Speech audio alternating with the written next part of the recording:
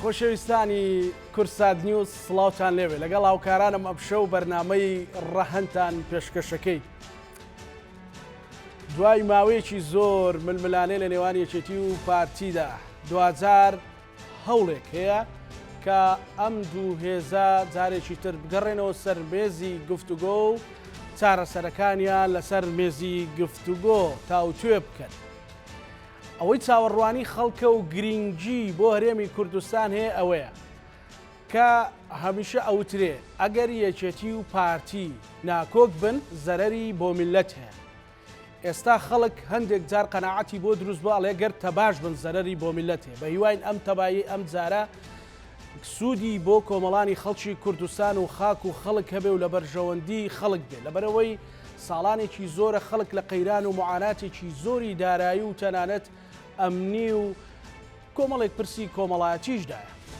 چەند گرنگە ڕێکەوتن یان دانیشتن یان گفتوگۆی یەکێتی و پارتی لەسەر چارەسەرکردنی کێشەکانی خەڵک لەسەر موچە لەسەر پرۆژە لەسەر ئەوە بێت کە تەنانەت لەسەر ناوچە دابڕێنراوەکان و ناوچە جێناکۆکەکانیش گفتوگۆ بکەن. ئێمەش ئەم شەو ئەم گفتوگۆیە لەگەڵ هەرێک لە بەڕێزان بەڕێز سەربەست مەرمی کادری پێشکەوتوی پارتی دموکراتی کوردستان بەڕێز حەسەن بارام کادری پێشکەوتوی یەکێتی نیشتیمانی کوردستان هەروەها لە ئاکرێەوە بەڕێز دیار ئاکرەیی چاودێری سیاسی گفتوگۆ دەکەین. زۆر بەخێر بێت. هیوادارن گفتوگویەکی بنیاد نەربێ. سەرنجی کا سەربەست لەسەرەوەی کێڵێن یەکێتی و پارتی ناتەبان زەرەریە بۆ کوردستان بۆ خەڵکی کوردستان و ئێستا خەڵک ترسی هەیە ئەگەر تەباش بن لەسەر دەستکەوتەکانی خۆیان ڕێکەوە نەوەک لەسەر ژیانی خەڵک. چەند گرنگە ژیانی خەڵک سنتەری یان چەقی گفتوگۆی یەکێتی و پارتی بێ. بەڵێ وڵا لە ڕاستیە ئەوەی کە ئێمە بینیومانەوە لە ماوەی 32 ساڵی ڕابردوو بەری کەوتوین بە تایبەتی لە ئەزمون حکومڕانی کوردیا ڕاستیەکەی ئەوەیە کە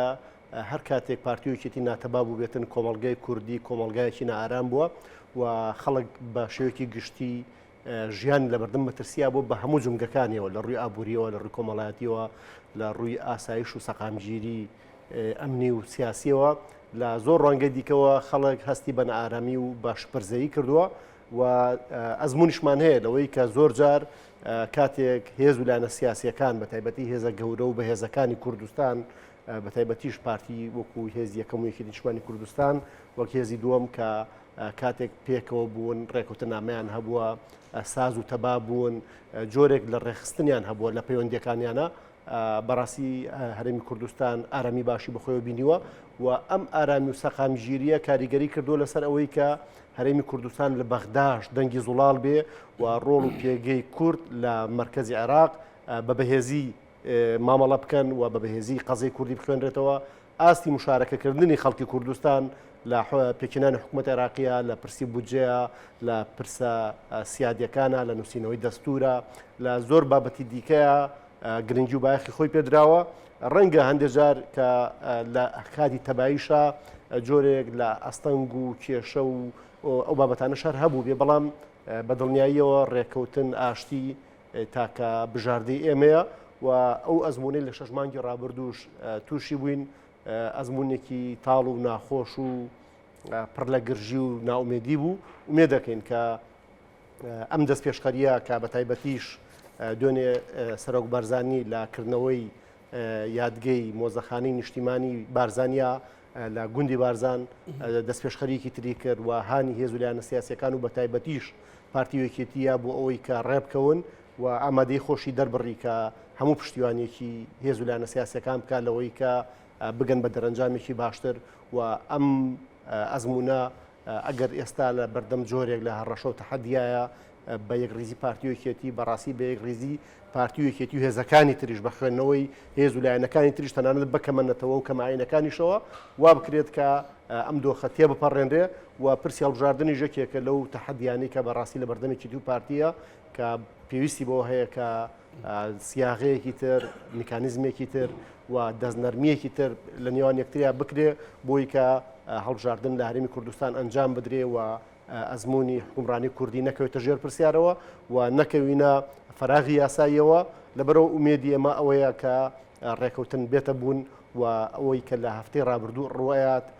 بەڕاستی جێگەیەوەیە کە ئومێدی لەسەر هەڵبچنین و زۆر گرنگە هەردوو قیادەیەکی دو پارتیش بەرەو ڕووی ئەم دەست پێشخەریە بچن و ئەگەر خەڵک جۆرێک لە نیگەرانی و قەلەقی هەیە ئەو قەلەقی و نیگەرانیانە تێپەڕێنرێ و لە پاڵیشە بەڕاستیەوە لە بەرچاو بگرین کە ئێستا حکوومەت هەرێمی کوردستان و حکوومەت عێراقی جۆرێک لە یەکتر تێگەیشتن و ڕێکەوتن هەیە بە تایبەتی لەسەر پرسی نەوت لەسەر پرسی بودجا لەسەر پرسی هەندێک پرسی دیکەی سیادی کە لە نێوان هەرێمی کوردستان و عێراقا هەیە جۆرێک لە ڕێکەوتن هەیە لە یەکتر نزیکبوونەوەی پارتیوێکێتی باشترکردنی نێوماڵی کورد بە باوەڕی من ئەبێتە پاڵپشتێکی باشتر بۆەوەی کە ڕێکوتنەکانی نێوان هەرێمی کوردستان و بەغدا دەرەنجامێکی باشتریان هەبێ لە پێناوی خەڵکە. زۆر باشە کا سەربەست کە حەسەن چەند گرینگە یەکێتی نەڵێ ئەوە بۆ خۆم پارتی نەڵێ ئەوە بۆ من بەڵکو بڵێن بە هەردووکمان چی بۆ خەڵک بکەین وەکوی چەقی قووەتی یەکێتیش و پارتیش خەڵکە. زۆر سپاس بە دەرفەتە سڵاو بۆ میوانەکانیش وەڵام من دەمەوێت لەوە دەست پێ بکەم ینی مەبەست لەبوونی حزبی سیاسی قەزەیەکە یان خودی حیزبەکەیە ئەگەر دوجار قسە لەسەر ئەوەیە حزب ئامانجا ئەیترەوە پێویست ناکە ینی باس کۆمەڵی مەسایلی نەتەوەیی و نیشتمانی و بەرژەوەندی کۆمەڵانی خەڵکی کوردستان بکەین و ئەگەر ملەتیش مەبەستە و ئامانجا خۆ دەبێ حزبی سیاسی چۆن لە قۆناغە جیاجیەکانی شۆڕش و بەرخودان و جانفیداکاری و ئەمجا لە بواری خزمەت گوزاری ئەوانەیە هەرچی توانا و توانستی خۆی خاتە خزمەتی قەزەی ملەتەکەەوە دەبێ وابێ بۆیە ئێستاکە ئەوەی کە لە هەرێمی کوردستان دەگوزارێ دەبێ ئەو قۆناغە تێپەڕێنین یعنی حزب و کەس ئامانج بێت بەڵکو خەڵکی کوردستان ئامانجە پرسی ملەتەکەمان ئامانجە بۆیە ئەم قسەیە چۆن بۆ پارتی دیموکراتی کوردستان ڕاستە بۆی شێتی نیشتمایی کوردستان و بۆ هەموو حیزبەکانیش ڕاستە ئەمە ئەبێ بەهان وەرگین ینی دەبێ حرەکەی کوردی و هێزە سیاسی کوردستانەکان لە ڕاستەوە بۆ چەپ لە ئیسلامیەوە بۆ ئەلمانی دەبێ ئەم بیرە تێپەڕێنین یعنی لە دنیا وایە هەر تەماشای دەوروبەرمان کە ینی دەبێ ئێمە ئیتر وازدەوە بین حزب هیچ نییە جگە لە ئامرازێ بۆ خزمەتکردنی خەڵک ملەتە خەینە ئامرا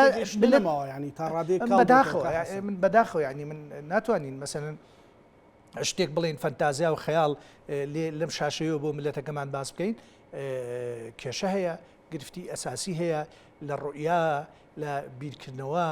لە دانانی بەرنامە و نەخشە لە مامەڵەکردنە لەگەڵ پرسە جیاجیەکانە بۆیە لێرەوە ئەرکی هێزە سیاسیەکان بەگشتی و یەکێتی و پارتی بە تایبەتی زۆر قورسە چونکە بەو پێی شەرعیەتی مێژوویان هەیە بەو شەرعیەتی شۆڕژێڕیان هەیە بەو پێی دوو حیزبن قوربانیەکی زۆریاندا دەیان لە سەرکردە و پیاوە جوامێرەکانی خۆیان کردوتە قوربانی قەزەی ملەتەکەیان ئێستا لە بەردەم بەرپرسیادیتێکی گەورەدان مەسەلەن هەر بەڕاست شەقامی کوردی چی لە دهۆک بیان لە هەولێر بیان لە سلێمانی بێ ئەمانە دەیانوێ شەڕ دروست بێت حەزیان لەوەیە خزمەت گوزاری نەبێ حەزیان لەوەیە ململانی حیزبی بگاتە ناو ماڵەکانیان بگاتە ناو بازاڕ و دوکانەکانیان بێگومان نەخێر کەواتە تۆ ئەگەر بەرژەوەندی ئەو ملەتە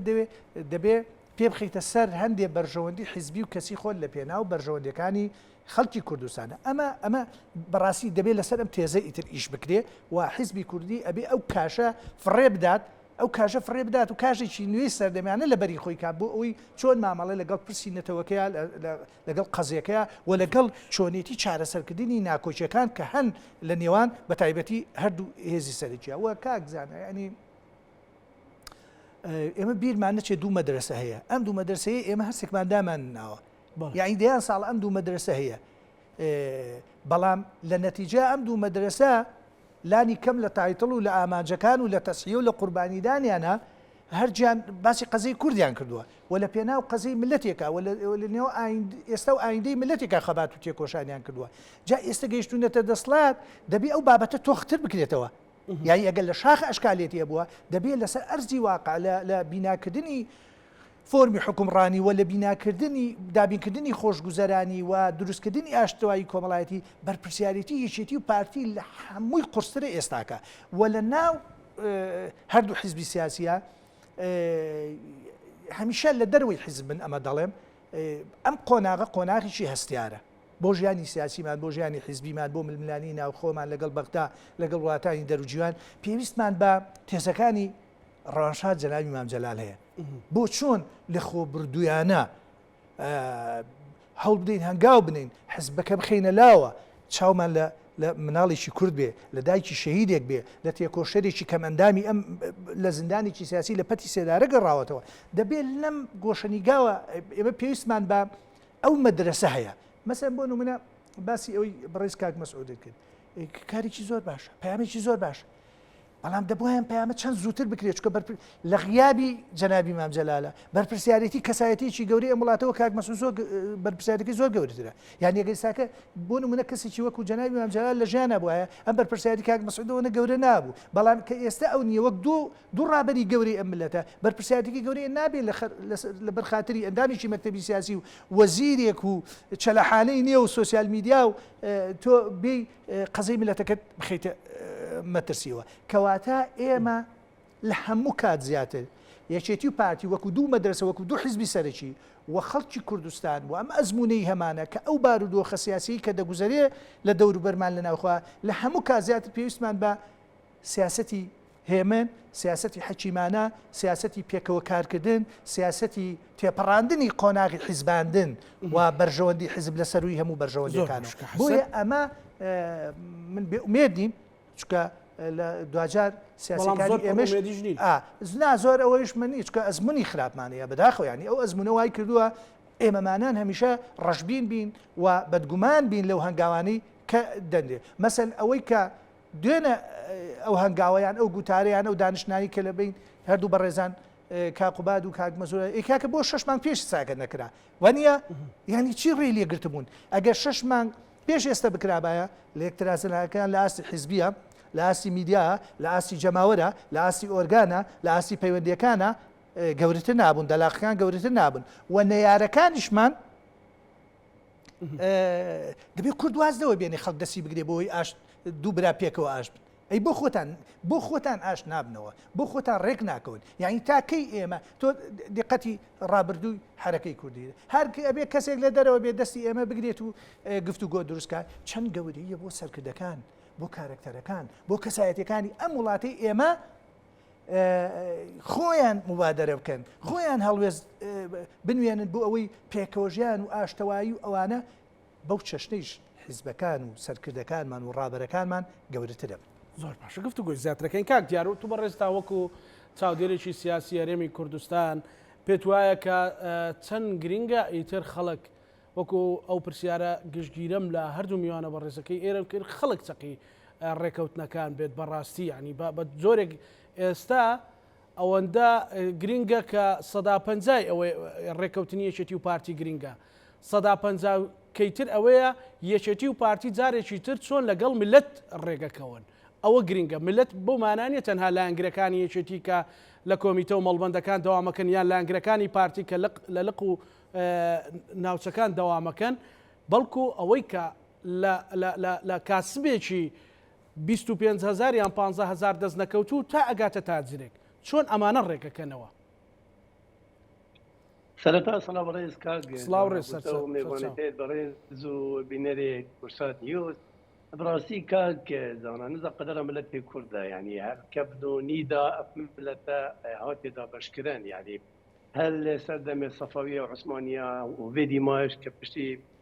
شەڕی جیهانیایەکی کوردی سەنارە کۆدیاتێدا بەشکردن نزانم ئەبە قەدەرەمە یان دژمنێتمە هەندل کووردا ترسن کە کورد جارەکادی یەک نەگرنەبە بۆ هەندێت نزانم ئەم کورد هەندە مەترسی نەسەر نە دەوروبەرێت خۆ نەسەر دژمنێت خۆ بەس ئەبە دیارە قەدەرەمە و دەبێت ئەم بێ قەدەرێ خۆ ڕزگار بکەین ڕاستی کاک زانە جەنابێنگ و زۆر بەحسی ڕێکەوتنێ کرد ڕێکەوتن یعنی بدیتنا من بوو هەموو سەردەمەکی گرنگە ئەم کورد و خاصەتەن کە بێگا بە هەرێما کوردستانی ئەفریقەتنە بێنەکردن و یەک نزیکبوون لێک بنەکردن و بدیتنا من ڕێکەوتن نەکردنێ ڕستەیەکە زۆرەبەی ئەم کارتینین بەلکو ئەس بینم ڕێکەوتن بەرپرسیارەتیە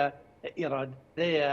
نیەت پاکیە قوربانیدانە ئەبێ ڕێکەوتن تەنێ ئەو نییە ئەس بژم ئەس گەلێک گرتنێ داما و ئەمگەر ڕێکەوتنێ داما و ئەوێ دیوە بژیت نە ئەبروکە خەلکێکی هەی ئەمە گەمبەرە بکەینە هرێما کوردستانێک هەیەکەتی و پارتی ئەڤروکە زایدەن بزوتنەوە گۆڕان هەر سێ دەسەڵاتن و هەر سێ کە حکوومەتێکی نایە ئەبرو ئەگەم بەرەخو بکەنێ هاوڵاتی لە هەرێما کوردستانێ بەرەخو ناکەتە یەکەتی و پارتی کە دوو حزبن ئەڤروکە نەل ئۆڕۆپانە و نەل فەڕەنسان نەل جەوێکی دیموکراسی دانێت کە لێک بکەبن ئەبە زۆر تەبیعی بیتن و نه بالعکس ئەڤروکە هەر دەمەکێ کاسبێک یان موچەخورێک یان کرێکارێک یان هەر کەسێک لە هاوڵاتیەکێ زۆری عادی هەرێما کوردستانە وەختی ئەڤروکە بینیت یەکەتی و پارتی لێک دیر بکەبین نۆتوچار تێتە پێشچاوە ئەو ئەزما یعنی خوینەوەی تێتە پێشچاوە ئەو ئەزما شەڕێ بلاکوژی تێتە پێشچاوە دەربەدەربوون و ئاوەرەبوون و سەدان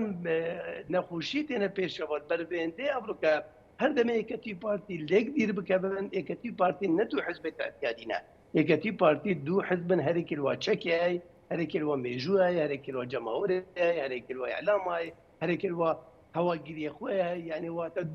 ڕەنگە بێتمەتە دوو حکومەتێکدا یعنی هەر دیارەکێ ئەبە لێک دیر بکەبن هاوڵاتی کە بیتە مەترسیەدا هەر دەمەیەکەتی پارتی بکەمنە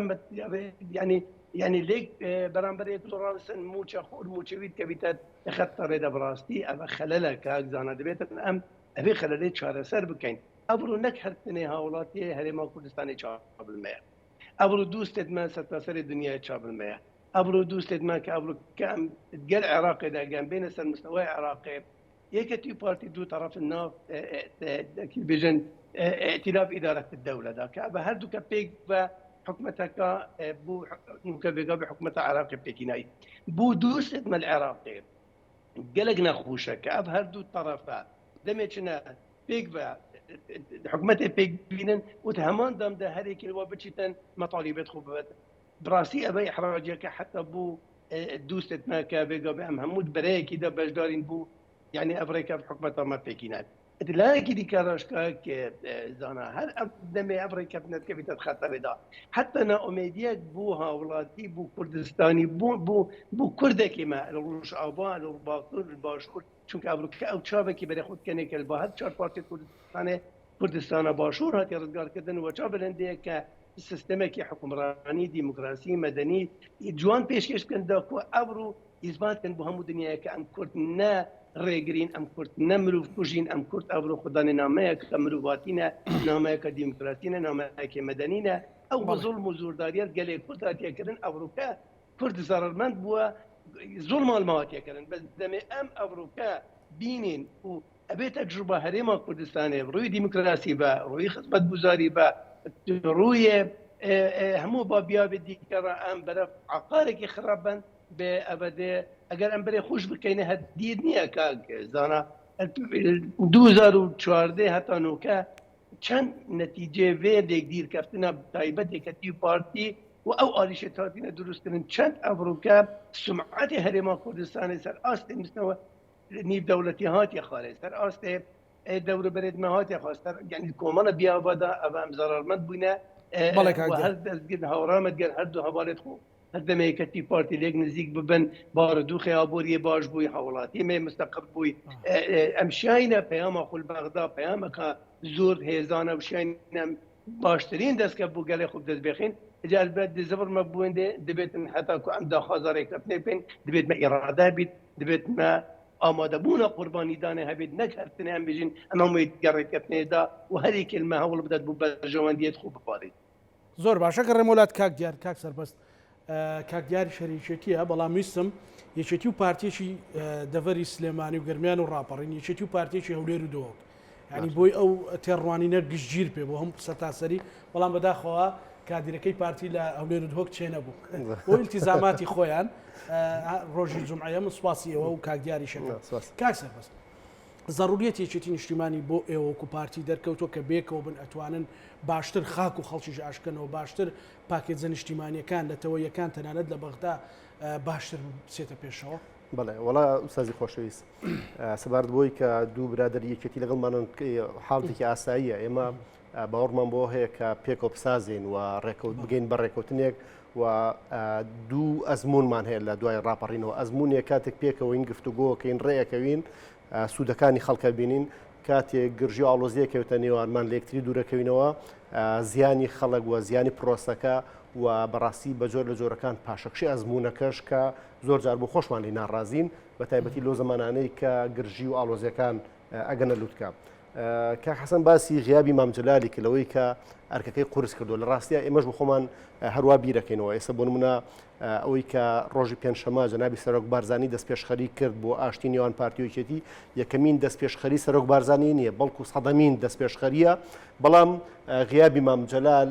ئەگەر ئەمە تۆزی قورسی شەو ڕەنگە ئێستا زەمەنی نەبێ بێڵێن و تۆزی ئێشاندنی تایە نێو ماڵی یەکێتی تووشی جۆرێک لە بێشیرازەیی کردووە. ئەم بێشیرازەیە ژوای کردووە کە زۆر جار پارتی بە ئاسانی ناتوانێت لەگەڵ پارتیا وەکو لەگەڵ یەکێتیە وەکو زەمەنی مام جەلال ڕێک ینی ڕێکەوتن لەگەڵ یەکێتی نیشتمانی کوردستان لە زەمەنی حزور و ئامادەی مام جەلالە ڕێکەوتنێکی زۆر باش بوو، ڕێکەوتنی درێژخایەن بوو، ڕێکەوتنی بەرهەمدار بوو. ئێمە لە دوای غیابی مام جەلالەوە بە قوڵی بەر ئەو یەکێتیاکەوین کە پەیمانەکان بە باشی جێبەجێ ناکە، ڕێکەوتنەکان تاقۆناغێکی درێژ نابات. ئەوەی کە 6 مانگی ڕابردوو تیم یەکێتی حکوومەتی بەجێهێشت بەڕاستی بۆ ئێمە جێگەی نیگەرانی قۆڵ بوو و ئەمە لە زەمەنی مام جەلال ڕووی نەئەیە لەبەرەوەی کەیشێتی خاوەنی گوتارێکی مەدروس و تەندروستتر بوو. لە کاتی ئێستاە بۆ نمونە یەکێتی بۆ خۆشی ینی تووشی جۆرە لە بێگوتاری ببوو لەوەی کە نەمعارەزە بوو نە حکوومەت بوو، ینی بۆ مدەتی 6 مانگ لە سەقفی حکوومەتێکی 4 ساڵیە بەڕاستی کاتێکی زۆرە لەوەی کە تۆ نە حکوومەت بیت و نەمعارەزە بیت. ئەوە بۆ خۆی هەندێک جار ئیشکالەتێکی قوڵە و ئێمە ینی زیاتر لە شێتەکان بەرێکەوەینەوەی کاک حەسەن باسی کرد. ئەوەی کە لە سلێمانیت مەسەلەن مەبەستمەوە بڵێم یەکێتی کۆمەڵێک نیگەرانی هەبوو تۆ بەر ئەو نیگەرانیانە کەوت بوویت مەسەلەن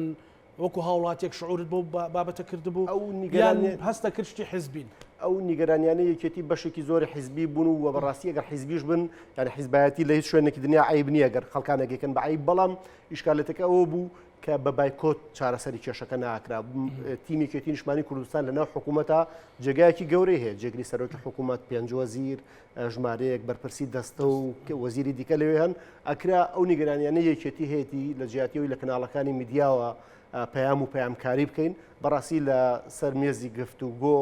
و لەناو ئەنجومەنی وەزیرانە لە کۆبوونەوە درێژخایەنەکانی پارتی و یەکێتیە گفتوگوێم تەوەرە بکرێ. یەکێک لەو ڕوانگە خراپانە ئەوەیە کە لە سیاسەتا تۆ کێشە سیاسەکان بهێنی هەموو شتێک بهێنتە سەر میدیا کە بە باوەڕی من ئەکرێ میدیا حزوری هەبێ. من بخۆم ڕۆژنامە نووسم مەزانم کە میدیا توانێت لە چارەسەرکردنی کێشەکانە ڕۆڵی هەبێ، بەڵام بە شێوەیەکی دیاریکراو. ئەوەی کە لە 6 مانگی ڕابردووە بەڕاستی بەریکەوتین ئەزمونێکی خراپ بوو لەوەی کە یەکێتی نیشتمانی کوردستان حکوومەتی بەجێهێشتە بوو لە ڕێگەی میدیا و پەیامەکان هێنارد. ئێستا ئەوەی کە بینین ڕۆژ یەکشەمە یەکێتی نیشتمانی کوردستان ئەچێتەوە حکوومەت هەر ئەوەیە کە لە سەرەتا وتراوە کە ئەکرێ یەکێتی نیشتمانی کوردستان نیگەرانیەکانی داواکاریەکانی هەموو ئەوشتانی بۆ یەکێتی نیشتمانی کوردستان وەکو شەریکێک لەناو حکوومەت گرنگە ببرێتە ناو کۆبوونەوەکان لەناو کۆبوونەوەکان میکانیزم و ئالێتی تایبەتی بۆ بدۆزرێتەوەنێ و لە ڕابردووشە بەڕاستی من باوەڕم وایە زۆر شتە بۆ گوێ لە یەکێتی نیشتمانی کوردستان گیراوە. بۆ نمونە بابەتی ئەو لە 1940 بە لە 1950 دابەشکردنی داهاتی نەوت و ئەوەی کە لەسەر هەر پارێزگایە موچەخۆران لە دوای بڕی پارەی نەوت ئەبێ خۆی تاویکە هەست پارێکی مایەوە بکرێت بە خزمەتگوزاری بۆ ئەو شارە بۆ ئەو شارۆچکەیە. ئەمە یەکێک بۆ لە داواکارەکانی یەکێتی نیشتمانی کوردستان لە 2020 و 2021 و لە 2022 بە قوڵی و بۆ جۆرێکی نیشتمانی کوردستان داوای کردو جێبەجێ کراوە. ئەکرێ ئێستا یەکێتی نیشتمانی کوردستان لەو ماوەی ڕابردوویمە گوێمان لە هەندێک مەسەجی تر بکاڵێ نا بە ئەو لا مرکزیەتە نەبێت جۆرێک لە مرکزیەت هەبێت لە کۆکردنەوەی پارەیە ئالەتێکی دیکە باش بگیرێت بۆنە. یعنی ئەکرێ یەکێتی نیشتمانی کوردستان داخوازەکانی لە چوارچێوەی پاکێجێکا ببات ئەنجومەنی وەزیران دووبارە لۆبی بکات لەسەرەوەی کە سەرۆکی حکوومەت و وەزیرەکان کە لە پارتی و گۆڕان و پێکاتەکان پێکاتون جارێکی تر جۆرێک لە تێگەیشتن دروستکات چۆن جاری یەکەم توانی تێگەیشتن دروستکە بۆ پرۆژەکەی لەوەی کە داها دابش کرێت و جۆرێک لەلا مرکزیت دروست کرێ کە ڕەنگە خراپ نەبوو بێت چونکە ئەو ئێمە بەریکەوتین لە هەولێر و دووەک باشتر ئیداری وەزعەکە دراوە و خزمەتگوزاریەکان بە جۆر لە جۆرەکان سەرپێخراونەتەوە و پرۆژە خزمەتگوزاری گشتیەکان دووبارە دەستیان پێ کردوەوە ژمارەشیان زیادی کردووە. ئەکرا بۆ نمونە ئەم داخوازیانەی یەکێتی نیشتمانی کوردستان ببرێتە حکوومەت. ئێمە باوەڕمان بە یەک شتەیە کە زانە ئێمە ئەگەر باوەڕ وایە ئێمە دۆستین هاوپەیمانین و پێکۆ حکوومەتێک پێکەێنین بەڕاستی ئەبێ مەسئولیەتی ئەو ڕێکوتنامێش بگرینە ئەستەوە بە متمانەوە کار بکەین یعنی دووردۆنجی لە بەرامبەر یەکتریە و ئەوەی کە ئێمە پێکەوە لە حکوومەت پێکەوە بین و لە میدیا پەلامار یەک بین یا لەسەر شەقام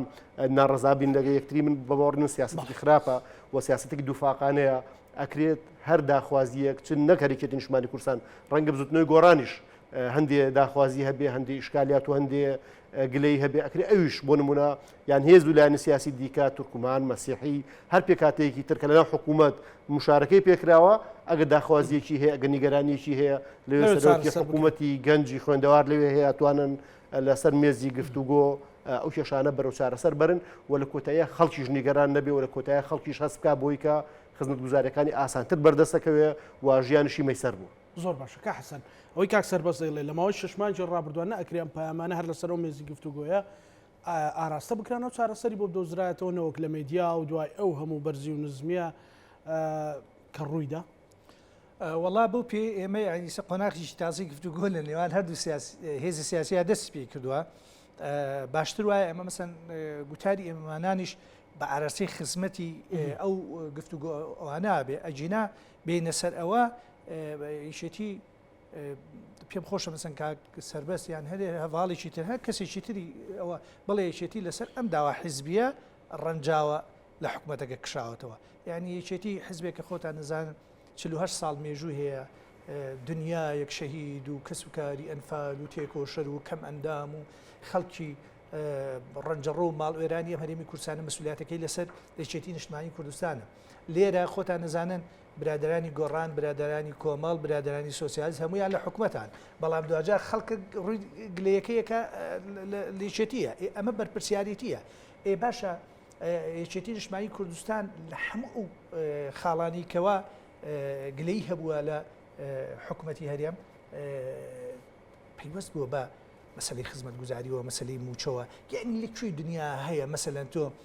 3 پارێزگابی لە 2 پارێزگای مەسەلەن موچە بدرێ و هیچ کێشەیەک نەبێ بەڵام لە پارێزگایەکیەوە و دوای ئەوەی دەرکەوت یعنی بەڕاستی هەندێک پرۆپاگەندە ئەوانە هەبوو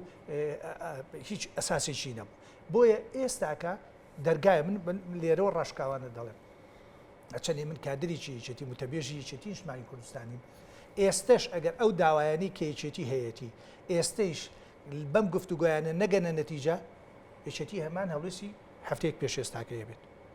چکەمە بەرژۆندی خەڵکە خۆی ئەمە مەسئولیاتی خەڵک دەسەرشانمانە یعنی مەسئولیاتی لێگەڕێ وەکو حیزب بەڵام مەسئولیاتی خەڵکمان لەسەرشان دواتر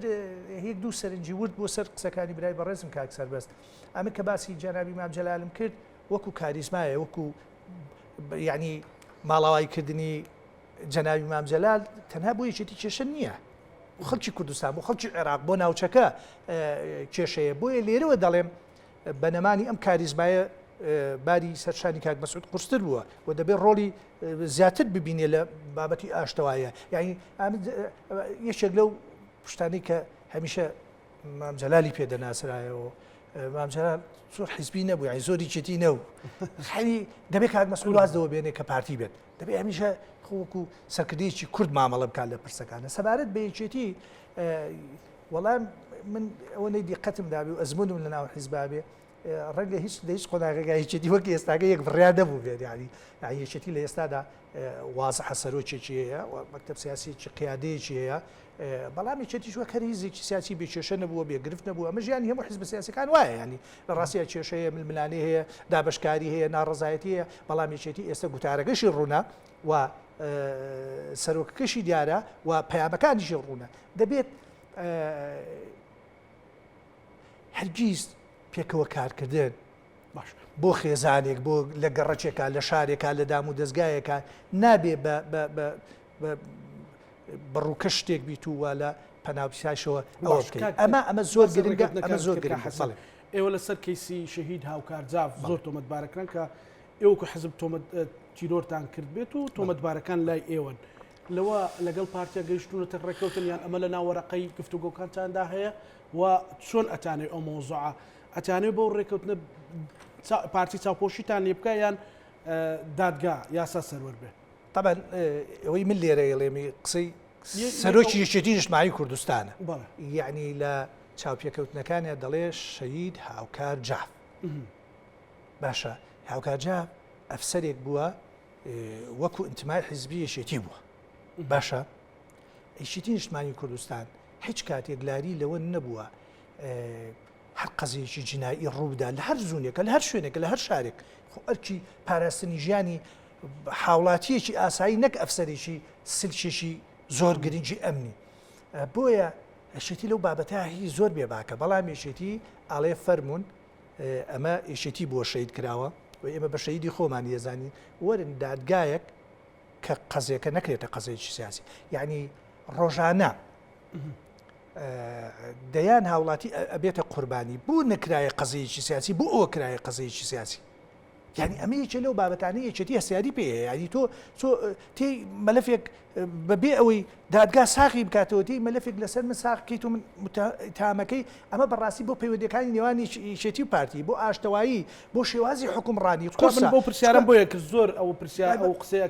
کاکەوەی چ لەو بابەتانە پارتی کردو لەگەڵتان ڕێکەوی بەڵام ئەو ناوەی یەکێتی لاری لە منە لە سبەینەوە ڕەنگە سبەیش دادگاکان نەبێت لە دوو سبەینەوەی یەکێتی ئامادەیە بەڵام ئەم قەزەیە پێشەوەی دادگا ماجرای خۆی لەم بابەتە ئەوە بکە کرایە قەزەیەکی سیاسی بۆ یەکێتی باسیاری مامەڵە لە ماکرێت ئەمە قەزەیەکە قەزەیەکی تیرۆرکردنە و ئەمە ئەفسەری وەکو ئینتمای حیزبی ڕازە ئەفسەرێکی ئەمنی و سەر بە حکومەتی هەرێمە بەڵام وەکو ئینتماییەکی نیشتمانی کوردستانەوە لە عایلەیەکی تێکۆشەرن باشە قەزەیە بووە فەرمونون بە هاوبەشی نەک لە میدیاوە ینی مەسەن سەربەت باسی لەوە کرد یەکێ لەو بابەتانەی کە گەورە کرا و هەولی پێوە درایەشێتی پێوە ناشینکە ئەوە برایە میدیا جا ئەوە نە پەیوەندی یەکێتی و پارتی ئەو کاتە زۆر نزیکتر بۆ ئێستا دابڕان نەبوو دەکرا ئەو مەلەفانە مناقەشەی لەسەر بکەوە دادگایەکی ئەوە هاوبەش لە دۆسیەکان چکە یەکێتی تێبینی هەیە لەسەر هەموو شتانی کە بڵاو کراوەتەوە پێکەوە ڕا ئیش لەسەر ئەم مەلەفە بکەن ئیتر ئەگەر تاوانبار لای یەکێتیە دەبێ بدێتە دادگا و لای پارتیە دەبێ بدێتە دادگا و خەڵکێکە ڕەتی بە هەواڵگیری وڵاتانی بەڵێ بڵێ بڵێ یعنی ئەم جۆرە مامەڵەکردن لەگەڵ کەیسە هەستیارەکانە کاریگەری بۆ سەر ئاشتی کۆمەڵایەتیە بۆ سەر ئاشتی سیاسی هەیە بۆ سەر پەیوەندی حیزبەکان هەیە بۆ سەر سومعەتی حکوومەتی هەرێمی بەڕاستی یعنی یەکێ لە ئەرکەکانی یەکێتی و پارتی ئەوەیە ئەبێ جوانیەکان و ئەم قەوارەیە هەمان بیپارێزن ئێستا ئێمە دوژمنەکانمان چی لە دەوروبەرمان چی با بڵێنەوەی نێرمان لە ناو عێراق خۆ بەدوای ئەم دەلاقانە ئاگەڕی زیاتر گەوری کەن و بێنە ژوورەوە ئەمەرێمە هەچی ڕەنجمانەیە بەبای بدەم لە بەرامبەرە دۆستەکانمان ئەوانەی کە دۆستمان و بەرژەوەندی هەرێمی کوردستانیانەوێ ئێم دۆخەیان ناوێ ئەم فەوزاییان ناوێ ئەم یەک تاوانبارکردنیان ناوێ ئەمەیان نابێ مەسلەی تیرۆر و کوشتن لەم هەرێمە ڕوودا ئەمەیان ناوێ ڕۆژنامە نووس ئازار بدێت و سوکایەتی پێ بکرێ و ئیهانە بکرێ ئەمەیان نابێ پرۆسی هەڵبژاردن و ئازادی بکەوێتە ژێر پرسیارەوە نەکرێ نەخێر پێیان وایە ئێمە لەو ڕێگایەوە جوانە بین لەو ڕێگایە پشتیوانی زۆرمان بۆ پەیدا بێت بۆیە ئەمە ئەرکی شەیە خۆ ئەرکی هاوڵاتیەک نییە لە بازاڕ و لە شەقامەکانە ئێمە ئەرکی سەرەکی یەکێتی و پارتیە و من لێرەوە دەڵێم کە پارتی دیموکراتی کوردستان بەو پێی کورسەکانی زیاترەوە ئەرکێکی زۆرتری لەسەرشانە پێکمان بەرپرسیارەتی پاراستنی ئاسایشی کۆمەڵایەتی ئاسایشی سیاسی ئەو پەیوەندیە تاریخی لە ناو یەکێتی پارتی و هێزەکانی ترایە بەرپرسیارەکەی زیاترەکەوێتە ئەستۆ بۆی بیپارێزێ نەکبیت و هەندێک بابەتی بچووکەیە گەوری بکەیتەوە ئەو پەیوەندیەشە کە تۆزێک دەڵەمەیە بیشێوێتی ئەمە ئەرکی حزبی سیاسی لەم قۆناغا بە تایبەتی بۆ هەرێمی کوردستان حچی لە قازانجی نە پارتیایە نەیەکێتیایە نە هەرێمی کوردستان یعنی هێزێک پێی وابێت لە ڕێگای هەوڵدان بۆ بچکردنەوە و ئازاردانی هێزەکانی تر خۆی پێی گەورە بێ پێم وایە ئەمە ئەوجا باش شتێکی تر کرد لە سەرتاوە وەڵی خەڵکەڵێ ئەگەر یەکێتی و پارتی تەبابن زەرری هەیە وەڵی هەر کەسێک بۆچی وابێت وەڵایەوە دژی ئەم قوارەیەوە دژی ئاشتی سیاسی لە هەرێمی کوردستان هەر کاتێوە کاکسەر بەزوتی یەکێتی و پارتی پێکەوە کاریان کرد بێت هاو بەشانە و برایەنە کاریان کرد بێت وەڵا لە بەرژۆندی خەڵک و لە بەرژۆندی مەزمونە بێت هەر کاتی ئەم دوو هێزە بە درێژای مێژوو هەتا لە سەردەمی شاخشە ئەم دوو هێزە ناکۆک بێتن کوڕی خەڵک خوێنی ڕژاوە لادێکان سوتاوە و دوژمنی لەو دەلاقە و درزانەوە زیاتر هاتوتە ژوورە و زیانی بە کورد گەیاندوو زۆر باشە گەڕم وڵات کاک دیار ئەوەی کە خۆت تێبینیت کرد بێ هەم خەڵک بەگشتی لە بادینان چ بۆ چوونێکی هەیە لەسەر ئەوەی کە ئاشتەوایەکی تەواو هەبێ و هەوڵەکان کۆبوونەوەکان پاکێجەکان و سەرنج و فۆکەسی خەڵک لەسەر شتە گەورەکان بێ نەک لەسەر شتی جوزئیات. والله كاك انا بيش والله ما جانا بتبدا بس حس كان بس تعقيبك سرا خفت نتكاك سر بس كم كدمه بحث خدمه جزاري كاتر مثلا دو كيان مثلا سليماني طرده كي بي يعني غير مباشر كم ترخام ديتنا من كاك ازانا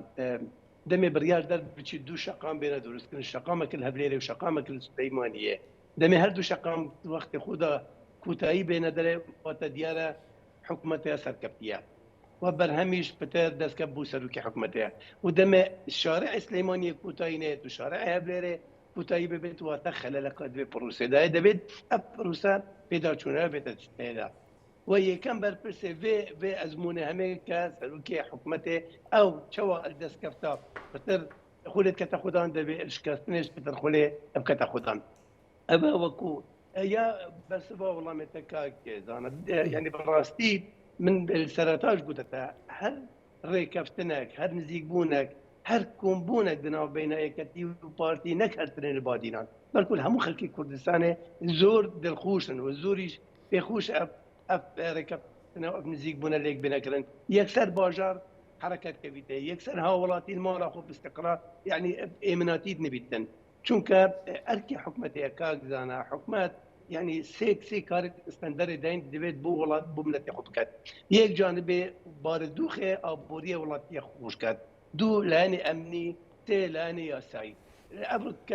امني ما بس من او هد ما هد حزب ليك نزيق ببن او همو بيابانا خلق مطمئن بين دم ليك دير كبن همو هولاتي زورنا راحتو زور انا بارتي بيتن عايز رازمو يعني اذا جنابتك كم فعلا دبي ابرو كام يكتيو بارتي كدو زي سراكينا ابرو مناقشات سر قالت تشتي مصر هاد باكرن بدينا من مثلا ام دبي بلا تشوني كيف كان 2014 حتى ابرو كهرما كردستان ك بلا بيع عقاري شو كيلي بالبرتياره دمي ام 2012 2013 حتى 2005 بچنا خارب دمي حفظ صدي بو هرما كردستان تتو افريقيا ببيتا 12.6 كيلو بالبرتياره دمي افريقيا ال 2005 حتى 2013 و14 وقت بار دوخه هولات روجان حیوانات موچی خواد گرد روجانه حکومت خدمت پیشکش کرد 2014 حتى افريقيا حكومت بلبي عقاري شو كيلي بالبرتياره دبيتن افريقيا يعني كتيو بارتي نكهت سرقاي اشتد بتشيك يعني افريقيا ديتنا خلكي شاوريش تقلق مصطلحون كافريقيا يك كتيو بارتي مناقشه سربكه توري كتني سربكه بس هر حال يعني چونك كتيو بارتي دو حزب متنافسا وزور طبيعيه كيشه وناكوكي ومشاكل بدها بن بس دبيتن ام افريقيا البرشاوات خو بقرين كاريما كردستان چه تحديات برانا چه متسيات برانا چه سر آست ناقو چه سر آست بكون اجتماع العراق سريع افريقيا بو نسبة هريما كردستان ام برف يعني مدبد منبتن دعوايا كسر هريما كردستان تكرن كافريقيا بيشيلكاري كرين البرانبري دايبات يعني تمنى به حكمراني نماد بيت افريقيا شهر سر بكات افريقيا بو مسألة هالبجاردن بو مسألة قانونا هالبجاردن كومسيون كومالا بشتانا افريقيا دي التحديات من بيت افريقيا كتير بارتي بشكل مجال تدانية هرچی الوان قربانیه بدن بونده به پروسه چاره سر بکنه بابا کشانه چاره سر بکن ابرو مال برانبری بغداد کشه اگر که مزنه یا مثلا ولی کشه ابرو که بودجه که کم چاورین ابو خلکی کردستان جیان و معیشت و خوشگذرانی و خوش بکتن ابرو که به تحدی ام آماده بین ناکرت هر کلمه لاکی بشکل بغداد و داخازا ما خوب بکتن و ابش کس نه که ابو ما یعنی خرابیه که ابو ما كم يعني الأصل هرما كردستان امتين نخواره أبرو كان برانبري عدي كردستان هل شنغار بقرا حتى فتوت جاي خانقين صدى بنجين خاك كردستان أبرو كان ناف سر هرم نمايا دفتن أبرو كان شاول بدن كاب هرچند 2003 و 4 و 5 و هرچند کوی ویگا به کرد یک بوین شیان بکنه ماده صدوت الماده که دستوری أبرو كان لجي داخل هنگیتان و کم نشونه به ماده جي بجي كن هرچند ائتلاف اداره الدوله ده به چارچوب به دام کم ریکفتینه خوشبختانه عندك تشهاتي نجيب جاكرين دبيت أبرو كان بيشري بكين أبرو سر مثلا نفط وغاز كأبرو كان مشكلة زور رمضان جريداي بأبوري هذه ما كردستاني أبرو كان تحدي دبيت أمبر شاب بجرين البرين ده بيجم راسك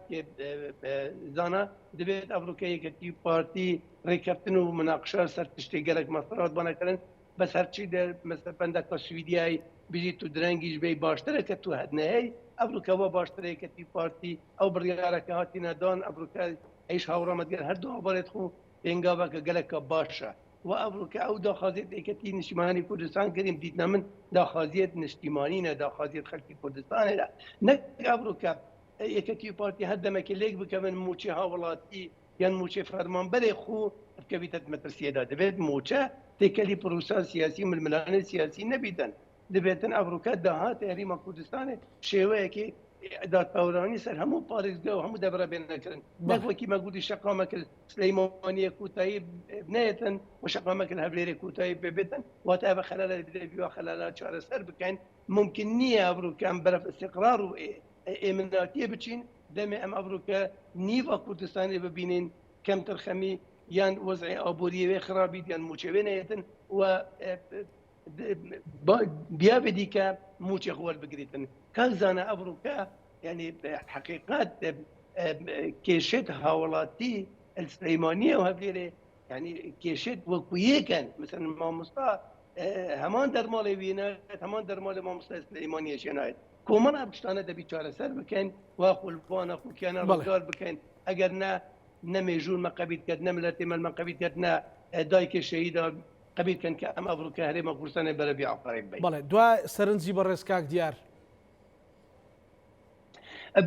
سرنجي من أباكي موجود كاك زانا دبيتن أفريقيا وخدم داخزة يقتني كان دبي أفريقيا ما إرادة أبيد أم آمده بين تصحيح بدن. هذا ما كي مديد با يعني بونو منك كاك زانا 2005 دم يكتيو بارتي بريار داي كحكومتك بيك بينن ودو إداري نهلن يا أفريقيا ما قرباني دان أبيد دم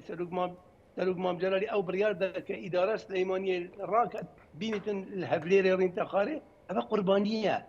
أبا وقت أم بيجين دبيت إنسان أجر بيتن داخازة قلت نبكت دبيت آماده بي قربانية بدي دبيتو آماده بي برپرسیاریتی ول بگیری افریقا خوشبختانه که افریقا سروک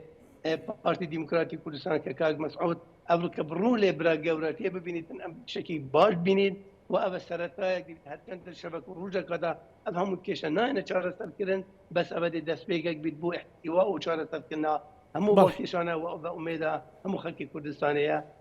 کاغ برای قالك سباس كاك ديار كاك سربست وين راي اجر كوملك سرنزه تبد وسرنزه خوشت بله والله كهرمان حسن زور تاكيدي لو كردو كابون منا رولي جنابي سرق بارزاني رولي كنا حزبي انا بي اوي كلمه وكان رابردو اما بريكوت وين همو مبادراني كردوتي براسي رولي كنا حزبي انا بوا ورولي كرابر انا بوا كجرايتي هولو جهدێکی گەورەیە بەڵام ئەبێ هەمیشە برادرانی چێتی نیشتمانی کوردستان ئەویان لە بەرچاو بێ کە تێپەڕاندنی شکالەکانی ناوماڵیەکێتی بەڕاستیەوە پەیوەندی بە زۆر کەیسی ترەوە هەیە پەیوەندی بە کەیسی خراپئیدارەدانی پارێزگای سلێمانی و هەڵەبجە و گەرمیان و ڕاپەڕینەوە هەیە ئەو شکالەتانەی کە لە نێو ماڵیەکێتی ڕەنگی داوەتەوە پەیوەندی بە کەیسی هاوکارجاف و تیرۆرکردن و یان لە ناوچوونی کۆمەڵی خەڵکی دیکەشەوە هەیە لە ڕانیە و لە کوێ و لە کوێی تریش کە بەڕاستی ئەم کاک حەسەن باوەڕیەوە بکە نابێت کەیسەکە بە سیاسی بکرێ کە ڕەنگە ئەوەی کە پۆلیس و دادگا پێی گەشت بێ کەیسەکە سیاسی بێت یعنی گەر پۆلیس و دادگا بە کەیسێکی سیاسی گەشت بێ خۆ تۆ ناتوانێت بڵێم کەیسێکی کۆمەڵایەتی بەیان بە زۆر وای لێ بکەی و ئەمە ڕێگەچارەشی هەیە بەڕاستی ئەمە چۆن ئەڵێنێکی دوو پارتی لە ئەنجومنی وەزیران دابنیشن کێشە ئابوووریەکان چارەسەرکرێت توانن کێشەی سیاسی و دادگا و زۆر شتیش چارەسەرکەن لە ڕێگەی ئەوەی کە لیژنەیەکی هاوبەش دروست کرێت لە ڕێگەی ئەوەی کە کۆمەڵێک دادۆری شارەزا لەم بابەتە بێنرێتە پێشەوە لە ڕێگەی ئەوەی کە هەتا سوود لە نەتەوەیەگرتوەکان و هەندێ ئەزمموی گەلانی دیکە ژۆر بگیرێ یان دەوڵەتان و شوێنگەلی دیکە ژۆر بگیرێ لەوەی کە ئەم کەیسە چۆن بە شێوەیەکی عادیلانە چارەسەر بکرێ و بەڕاستی شتێکی دیکە لە بابەتی یەکڕێزی نێوماڵی کورد ینی ڕۆڵەکانی سەرۆک نێچیروان بارزانانی و سەرۆکی هەرێمی کوردستان لە ماوەی 4 ساڵی ڕابردوو سەرۆکاتی هەرێمی کوردستانی کردووەتە چەتری کۆکردنەوەی هێز وڵایەنەکان کە ئێمە بۆ خۆمان دەیان جار بینیوانە لە میدیاکانەوە چۆن سەرۆکیەتی نیشتیمانی کوردستان سەرۆکی هەموو حیزب و لایەن و پێکاتەکان بە ئامادەبوونی سەرۆکی حکوومەت و سەرۆکی پەرلەمان و بەشێ لە جیهاتی معنیش لە سەرۆکاتی هەرێمی کوردستان گفتوگۆ دانیشتن مبادرە ینی ژمارەیەک دەست پێشخەری زۆر باشە بوو لە ماوەکانی ڕابردوو 6 مانگی ڕابردوو 6 مانگی پڕ لە ناڕەحەتی بوو بە خەڵکی کوردستان بۆ هێزلایەنە سیاسیەکان ومێ دەکەین تێ بپەڕێ و هەمومان پێکەوە هاوکار و هەماهەنگی ئەوە بین کە بەڕاستی ئەو کێشانە بە ئاراستێکی باشترا بڕوە لە سەبارەت بۆی کە کاکحەسەن تیشێکی لەسەرەوە شەبوو کە بۆ نمونە یەکێتی نیشتمانی کوردستان لە سلێمانی ئەرکی قورسە و ڕەنگە زۆر جار داخوازەکان ڕووی لە سلێمانی بێ ینی